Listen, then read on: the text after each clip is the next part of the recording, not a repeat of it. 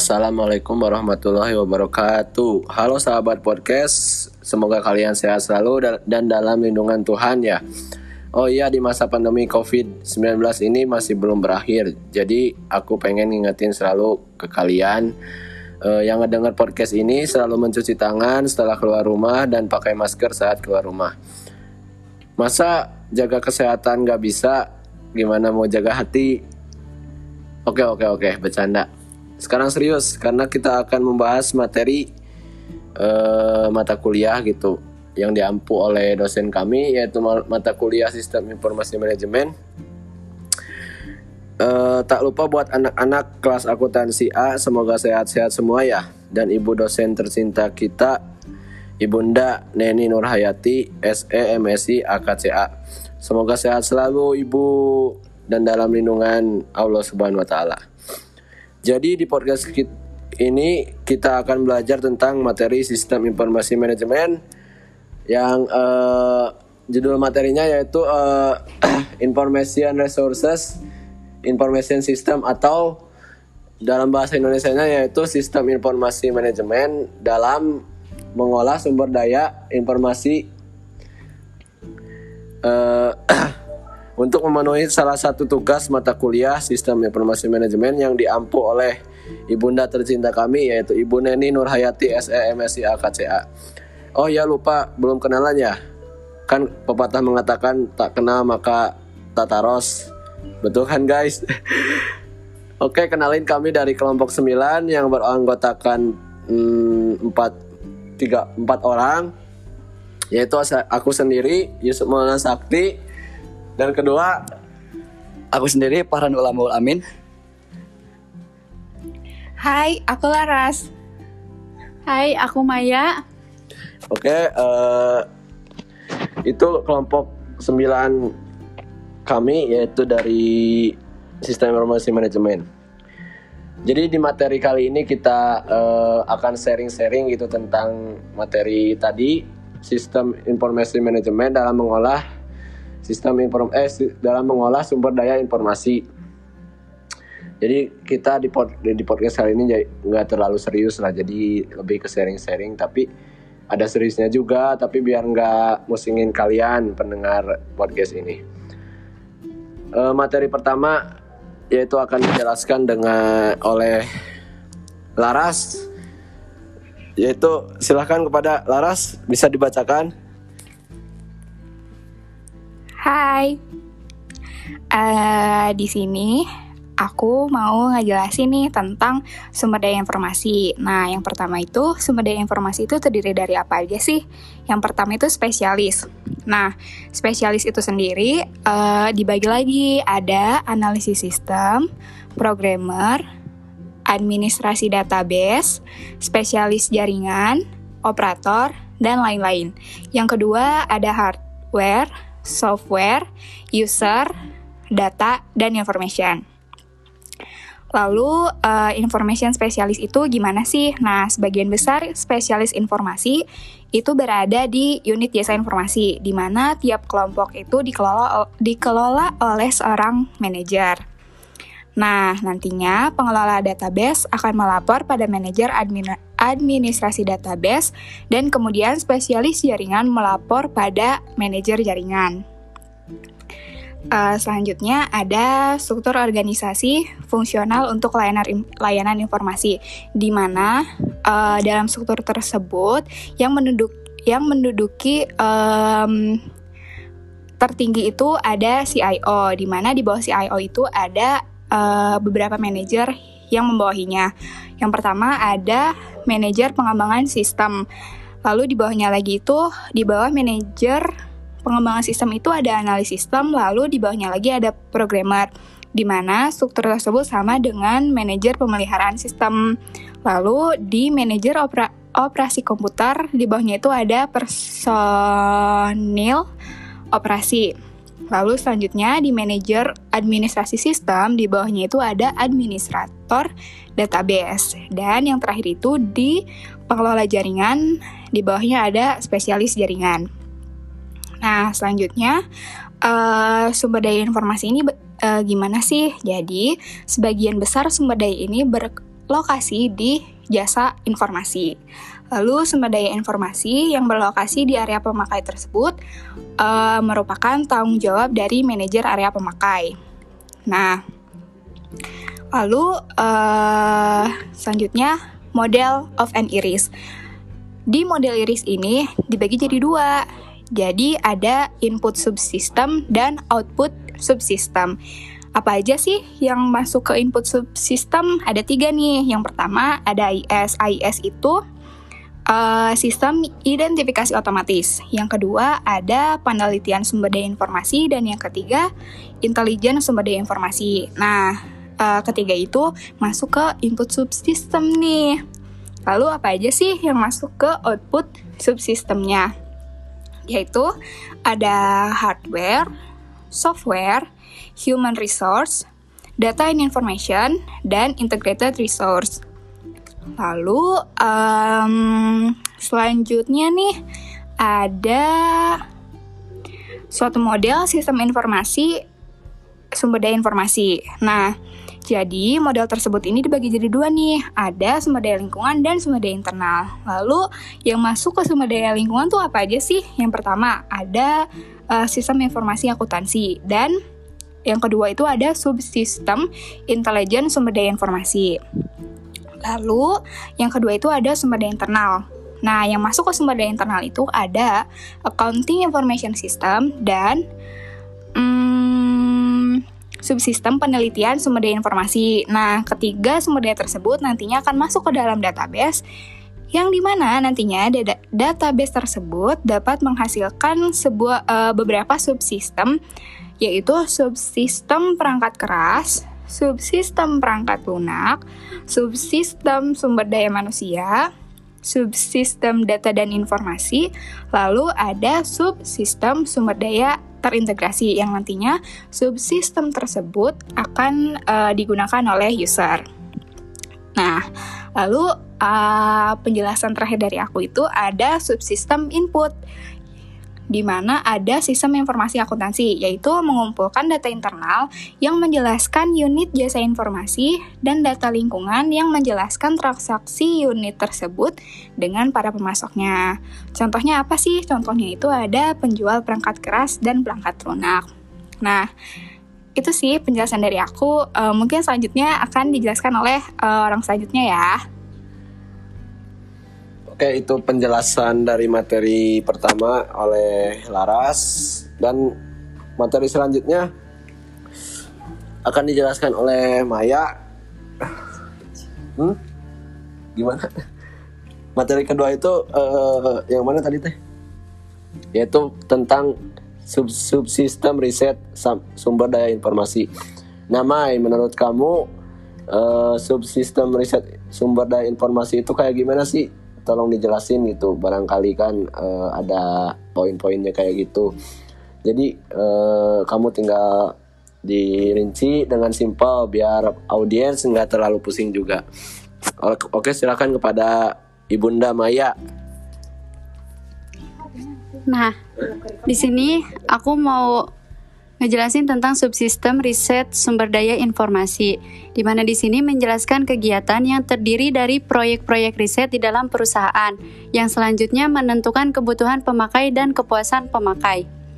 Jasa informasi jarang memiliki unit organisasi yang dikhususkan untuk fungsi ini, tetapi dikhususkan pada aktivitas yang dilakukan oleh para analisis sistem saat mereka berinteraksi dengan pemakai.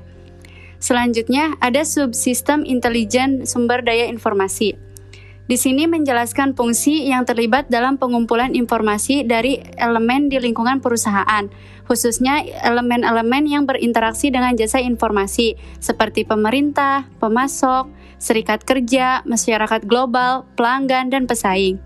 Di sini juga terdapat tanggung jawab CIO.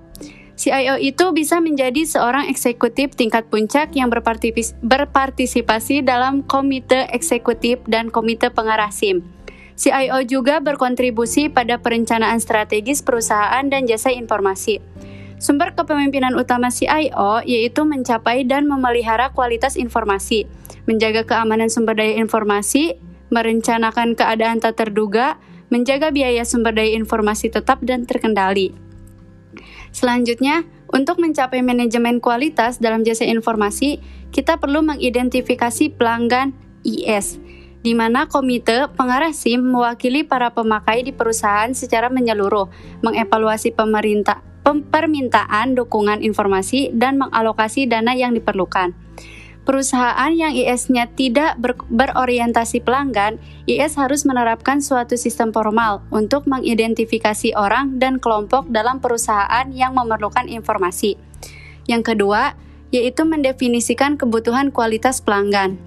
Yang pertama, mendefinisikan kebutuhan berdasarkan kualitas produk. Contohnya, Goodyear Tire and Rubber Company menggunakan survei. Dimensi-dimensi kualitas produk mencakup akurasi, output yang terpercaya, kemudahan bagi pemakai, bekerja sesuai spesifikasi, waktu respon yang cepat, dan yang lainnya. Di sini juga kita perlu mendefinisikan kebutuhan berdasarkan kualitas jasa, yaitu terpercaya, cepat tanggap pada kebutuhan, berpengalaman, sopan, tulus, dan penampilan profesional. Nah, untuk mencapai manajemen mutu, sistem informasi memerlukan 6 tahap dasar. Yang pertama, kenali pemakai IS. Yang kedua, tentukan kebutuhan mutu pemakai. Yang ketiga, buat ukuran mutu. Yang keempat, tentukan strategi mutu IS. Yang kelima, terapkan program mutu IS. Dan yang keenam, pantau kinerja mutu IS. Nah, itu penjelasan sedikit dari aku. Oke, dari penjelasan Ibunda Maya tadi, yaitu mengenai materi apa tadi teh? Subsistem riset informasi. Selanjutnya yang mana ini teh? 16 ya, sampai 24. 23 24. Oh, dari sini. Selanjutnya materi compression of how is and middle level manager user perfect product quality, atau bisa disingkat dengan itu teh. Jadi arti bahasa Indonesia gini guys, jadi komprasi bagaimana si middle level itu dalam manager user atau manajemen kita sebagai user, dan kita memanajemen bagaimana komprasi itu bisa diterima sama dengan kualitas produknya gitu. Untuk kalian yang masih bingung gitu, tinggal searching di Google banyak gitu tentang komparasi tentang produk quality dalam sistem informasi manajemen. Di sini dari PowerPoint yang diberikan oleh Bu Neni, saya akan menjelaskan sedikit lah gitu. Kalau kalian nanti pusing ya tinggal dilihat di PowerPoint kami gitu, bisa dijapri atau gimana. Nah, di sini kan ada namanya dimension. Dimension itu terdiri dari akurat, terus output, work as specific, user friendly, relevant, fast response time, meets all user needs, no downtime, deliver on time, has user documentation, can be changed quickly, delivered on budget, low cost of operation, has programmer and documentation, uses new technology. Jadi di sini ada angka gitu, sebuah angka gini guys. Jadi sebuah angka di mana perceived value itu jadi nilai yang diterima dari sebuah kualitas produk itu. Misalnya akuratnya nilainya 4,91 dari sistem IS, dan dari sistem user sendiri dapat 4,8, dan agregatnya dapat 4,89. Kayaknya sih ini dibagi antara IS dan user gitu. Dan seterusnya ke bawah juga. Terus output IS-nya 490, usernya 486, dan agregatnya 487. Nah, selebihnya kalian pahami dulu apa komprasi produk quality ini. Di podcast ini kan ditampilin nih tentang akurat ini. Jadi kalian tinggal screenshot aja, nanti pahami. Barangkali yang nggak ngerti nanti bisa ditanyakan di forum diskusi. Selanjutnya di dalam menetapkan metrik kualitas produk informasi, metrik kualitas jasa informasi. Dan yang keempat, mendefinisikan strategi kualitas IS itu bagaimana sih? Jadi kalau mendefinisikan strategi kualitas IS itu kita dapat memahami beberapa bagian, yaitu penerimaan dan pelatihan, yaitu pengembangan sistem berorientasi pemakai. Sistem berorientasi pemakai itu punya beberapa poin-poin juga guys. Jadi yang pertama, membuat analisis pasar, membuat analisis penerimaan produk, membuat analisis tugas, melakukan pengujian prototip, dan melakukan pengujian sistem operasional. Nah ini bagian lagi juga. Jadi bagian aku mah guys, jadi kebagian-bagian terus ini. Buat kalian yang kurang memahami, tinggal pahami aja gambar bagan ini. Kan kita sudah dicantumkan bagan ini. Di sini itu bagannya berbentuk bulat dan di pinggir-pinggirnya ada kotak kayak gitu. Yang terdiri dari itu, yang paling pertama dalam menentukan incorporated into system design itu, yaitu yang satu planning phase. Planning phase itu apa? Jadi rencana untuk kita membuat human factors user kita agar bisa didesain oleh sistem gitu. Jadi planning phase itu punya kesamaan juga dengan conduct market analysis. Yang kedua, analisis phase.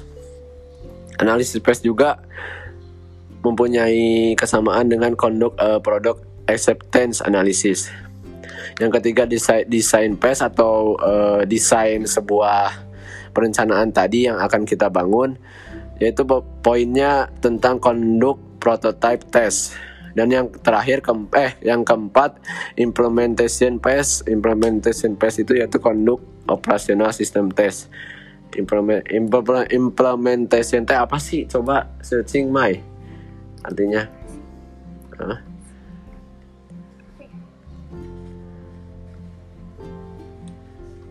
Implementasi, takut ada ini apa?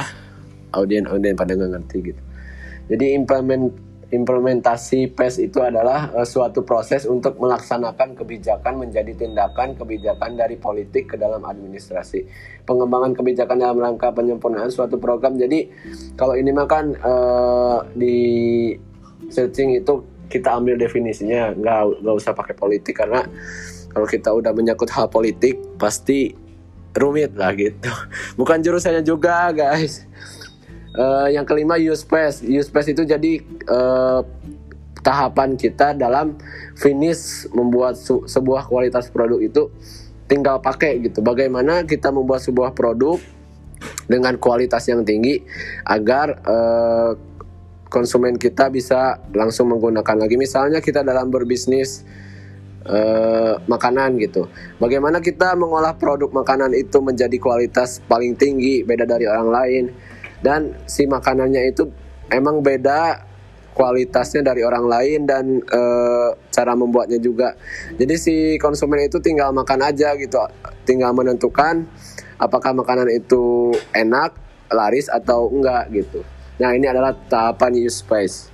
Selanjutnya ada poin kelima, yaitu menerapkan program-program kualitas IS. Nah, dalam menerapkan program kualitas IS ini sangat penting, yaitu untuk menerapkan bagi tiap perusahaan. Dan yang keenam, memantau kinerja kualitas IS. Memantau kinerja kualitas IS juga penting untuk memantau kinerja para spesialis informasi dan unit IS-nya. Sampai 24 ya? 23. Yang paling penting nih, keamanan sistem. Jadi sebuah sistem itu harus benar-benar dikunci rapat guys. Harus benar-benar jadi privasi kita sebagai kita kan kalau punya bisnis, punya perusahaan, kita harus mempunyai privasi lah, atau istilahnya dengan keamanan sistem. Apalagi dalam hal sistem banyak orang-orang yang jahat lebih dari kehidupan nyata gitu. Ya contohnya hacker gitu. Hacker bisa bisa mengambil alih sistem kita menjadi sistemnya dia gitu. Itu bahaya banget guys. Jadi kasusnya itu banyak. Jadi bisa tindakan korupsi, bisa tindakan asusila, bisa tindakan mencoreng nama baik perusahaan gitulah. Itu paling bahaya. keamanan sistem itu penting dengan tujuan kerahasiaan, ketersediaan, dan integritas.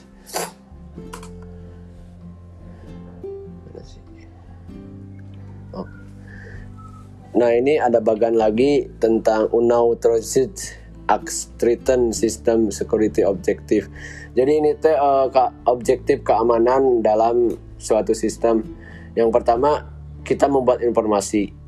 Nah, di dalam informasi itu yang harus diamankan itu yaitu tentang confidentiality, availability, integrity, dan yang lainnya. Contohnya di sana kan ada gambar parabola, ada gambar DVD, ada gambar kamera gitu ya, ada gambar telepon, ada gambar komputer. Itu jadi semua itu barang elektronik yang harus kita jaga dan privacy gitu. Terus di dalam informasi itu, di luar informasi ada unauthorized disclosure and theft, ada unauthorized use, ada juga unauthorized destruction and denial of service, dan ada juga unauthorized modification. Nah, dalam ruang lingkup informasi ini dalam hal keamanannya yaitu kenapa ini jadi bulat? Karena informasi itu harus ditutup rapat gitu, terutama dalam hardware, jadi perangkat kerasnya yang mendukung untuk menyimpan sebuah informasi. Dan yang paling bawah itu security. Kenapa? Karena kan harus diamankan gitu dengan sistem keamanan yang paling ketat. Dan ini bagian lagi ya, ini bagian tentang access control function, yaitu tentang mengontrol suatu akses masuk ke dalam sistem itu. Yang pertama, kita kan harus membuat user profile, dimana kita kan kalau bikin sosial media kayak Facebook, Instagram ya guys, tentang Line kayak gitu, kita kan ditujukan pertama harus bikin dulu user profile atau tentang identitas diri kita. Terus kan nanti kalau kita udah bikin identitas diri kita seperti email, nama lengkap, terus tanggal lahir biasanya, terus kalau ada bahan tambahannya itu makanan kesukaan kayak gitu. Itu tujuannya untuk masuk sistem kita dan membuat sistem kita emang benar-benar itu sistem itu benar-benar milik kita gitu. Contohnya misalnya user profilnya pakai nomor HP. Kenapa? Kan kalau login ke suatu sistem itu kalau ada yang meretas atau ngehack gitu, kalau pakai nomor HP atau alamat email kan nggak bisa ngirim kode kayak gitu guys. Yang pertama user profile. Nah, biasanya setelah bikin user profile itu kita diminta mengidentifikasi diri kita, apakah itu kita atau bukan gitu, dengan tadi mengirimkan nomor HP dan email sebuah kode gitu. Jadi biar bisa kita masuk dan mengakses sistem yang kita buat. Terus ke bawahnya authentication atau autentifikasi. Autentifikasi itu biasanya sih menggunakan sistemnya gitu. Nah, setelah itu authorization itu apa sih? Coba lupa aku ini. White guys, kan kita ngobrol santai ya, jadi jangan terlalu panik. Dan kita di sini juga belajar. Authorization apa sih? Yaitu otorisasi. Otorisasi teh berarti bagian menyimpan database-nya dan software library-nya. Database kita itu disimpan di otorisasi perusahaan, dan software-nya juga kita disimpan di sebuah ruang atau sebuah software. Di dalam satu software kita menyimpan sebuah data kita yang masuk sistem itu. Terus habis itu kita masuk ke audit log, report letter atau laporan tertulis. Kan perusahaan biasanya suka minta laporan tertulis gitu. Dan yang terakhir keamanan, laporan keamanan, apakah sistem kita itu aman atau enggak gitu dari para hacker atau para orang-orang jahat di sosial media atau di sistem-sistem kayak gitulah. Oke, selanjutnya pengendalian akses. Pengendalian akses itu jadi fitur tambahan keamanan untuk bisa lebih erat gitu keamanannya dalam sistem kita. Nah, dalam pengendalian akses itu yaitu kita harus mengidentifikasi pemakai. What you know, apa yang kamu tahu. Nah, biasanya password kan. Kalau kita nggak tahu password, otomatis kita nggak bisa masuk dan harus mengikuti beberapa langkah yang ribet kayak gitulah. Terus where you are kamu di mana? Kamu ini sistem ini kamu gunakan di mana? Di perusahaan atau di luar? Nah, yang paling penting itu kan biasanya user location itu biasanya menentukan lokasi perusahaan kita dan sistem kita itu berada di mana gitu. Terus yang kedua, pembuktian keaslian pemakai. What you have, apa yang kamu punya. Badge contohnya. Di dalam badge itu sama dengan kantong kan. Di dalam badge itu terdapat file-file penting kita dalam mengoperasikan perusahaan, data-data penting, file penting, sebuah milik perusahaan lah gitu kayak gitu. Terus yang terakhir, otorasi pemakai, level of use, berarti level kita dalam menggunakan sistem itu bagaimana, apakah masih rendah, masih tinggi atau sedang lah gitu. Selanjutnya udah. Oke, pembahasan tadi tentang poin apa tadi teh? Pokoknya tentang ke akun-akun kayak gitulah. Tentang kita bikin akun sistem itu bagaimana, keamanan sistem dan ya pokoknya kayak gitulah. Dari perencanaan berjaga-jaga. Materi perencanaan berjaga-jaga yaitu akan dijelaskan oleh Saudari Farhan Ulumul Amin, asal dari Arab Saudi kan. Ulumul Amin lo dari Arab bukan? Ini silakan. Ya, Assalamualaikum warahmatullahi wabarakatuh. Dilanjut lagi bagian perencanaan berjaga-jaga. Di perencanaan berjaga-jaga ada rencana darurat, menentukan ukuran-ukuran yang memastikan keamanan pegawai jika terjadi bencana. Yang kedua ada rencana cadangan, yaitu rencana cadangan itu adalah perusahaan membuat pengaturan untuk fasilitas komputer cadangan jika fasilitas reguler musnah atau rusak. Jadi ada bagiannya. Redundancy adalah perangkat keras, perangkat lunak, dan data diduplikasi. Yang kedua, diversity adalah sumber daya informasi tidak dipasang di lokasi yang sama. Yang ketiga, yang terakhir adalah mobility. Mobility adalah perusahaan kecil membuat perjanjian timbal balik dengan para pemakai lain dari jenis peralatan yang sama sehingga setiap perusahaan dapat menyediakan cadangan bagi yang lain jika terjadi malapetaka.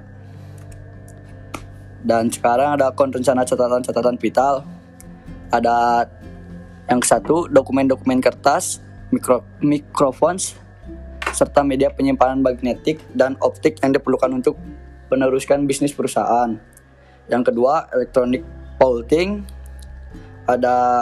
Di electronic vaulting ada yang satu, melibatkan transmisi elektronik dari file backup secara batch seperti pada akhir hari. Bahasa Inggris lu masih kurang.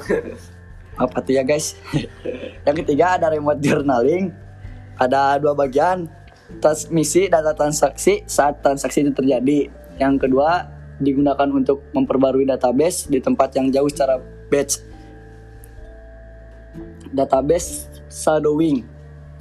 Ada bentuk backup elektronik yang paling canggih dari catatan-catatan vital, melibatkan pembaharuan database duplikat di tempat yang jauh saat terjadi transaksi. Sekarang ada strategi pengurangan biaya manajemen informasi. Yang satu ada consolidation, dibagi jadi ada 3 bagian, yaitu isinya yang satu mengurangi jumlah lokasi sumber daya informasi yang terpisah, dan yang kedua strategi ini paling mudah dicapai dalam hal sumber daya informasi dalam IS ya. IS. Yang salah guys, bukan ISIS tapi IS ya. Yang ketiga lebih sulit untuk sumber daya informasi yang berlokasi di area pemakaian. Sekarang ada downsizing, ada 3 poin. Di sini yang satu adalah transfer berbagai aplikasi berbasis komputer perusahaan dari konfigurasi peralatan besar. Yang kedua, keuntungannya adalah dapat mengurangi biaya. Yang ketiga, dapat meningkatkan produktivitas, mengurangi waktu yang diperlukan. Yang keempat terakhir adalah risiko downsizing. Di risiko downsizing ada risikonya adalah kehilangan keamanan, kemungkinan berkurangnya integritas data serta kesulitan pemulihan dari bencana. Sekarang masuk ke bagian reduction strategis. Ada outsourcing, ada 5 poin, yaitu yang pertama poinnya pemasukan data dan pengelolaan sederhana. Yang kedua kontrak pemrograman, yang ketiga manajemen fasilitas, dan yang keempat integritas sistem. Dan yang terakhir adalah dukungan operasi untuk pemeliharaan, pelayanan dan atau pemulihan dari bencana. Tujuan outsourcing yaitu yang satu mengelola biaya yang lebih baik, yang kedua mengurangi beban perusahaan, dan yang ketiga memperkirakan secara lebih akurat biaya di masa depan. Yang keempat mendapatkan bantuan dari pemeliharaan sistem sehingga dapat berkonsentrasi pada pengembangan sistem baru. Dan yang terakhir, yang kelima adalah memperoleh keahlian yang dibutuhkan. Sekarang masuk ke information management in their Pacific Rim countries, yaitu ada information system planning. Ada 2 poin di dalam sini. Adalah yang satu, hampir semua perusahaan memiliki rencana IS. Yang kedua, CIO merupakan tanggung jawab yang utama. Dan poin yang kedua, berbagai sumber daya informasi dengan pengguna. Ada dalamnya adalah secara umum YOS mendukung tren komputasi penggunaan terakhir. Yang terakhir dari sini adalah materinya adalah strategi CIO proaktif. Yang kesatu, CIO harus menekankan manajemen kualitas IS sumber daya. Yang kedua, mencapai ikatan pengguna yang kuat. Ketiga, memperkuat ikatan eksekutif. Dan 4, menyusun suatu tim manajemen IS. Yang kelima, menyusun staf IS kompeten dalam teknologi terdepan dan metodologi canggih. Yang terakhir adalah membangun sistem informasi, pelayanan informasi. Saya kembalikan lagi ke Yusuf. Mangga. Siap. Itu adalah materi terakhir dari Farhan Ulumul Amin. Dan sekaligus ini adalah tugas kita teh, jadi tugas terakhir ya. Tugas terakhir dari mata kuliah Sistem Informasi Manajemen, dan kita adalah kelompok paling akhir. Jadi buat kalian para audiens podcast kami, kalau ada masih materi yang kami sampaikan masih kurang memahami, nanti bisa didiskusikan dalam grup forum diskusi nanti di hari Selasa. Cukup sekian podcast dari kami ya, semoga ilmunya bermanfaat. Karena mohon maaf atas kekurangan dari kita, karena di sini kita belajar, sama-sama belajar dan sharing gitu. Dan nitip buat kalian, tetap jaga kesehatan, tetap selalu mencuci tangan, tetap keluar menggunakan masker, protokol kesehatan pokoknya. Jangan main-main dengan corona, karena banyak kasus lah yang sekarang makin meningkat. Dan kalau kita belum sadar dengan penyakit coronavirus ini, kapan kita kuliah efektif lagi gitu. Kita udah rindu kuliah efektif lagi. Kuliah online kayak gini tuh jadi nggak terlalu menurut kita mah jadi agak kurang gitu ilmunya gitu. Ya ini mah kan kita nggak bisa apa-apa dengan pemerintah gitu. Ya kita mah cuman menjalani, dan kita juga dapat ilmu yang baru gitu di tentang kuliah daring kayak gini. Dan semoga juga dapat ide juga yang baru gitu ya. Pokoknya sekian dari podcast kami ini. Mohon maaf atas kekurangannya. Tunggu podcast selanjutnya kalau kita sempat bikin podcast lagi. Oke, terima kasih teman-teman atas waktu yang bisa dengar podcast kami. Wabillahi taufiq wal hidayah. Wassalamualaikum warahmatullahi wabarakatuh. Siap.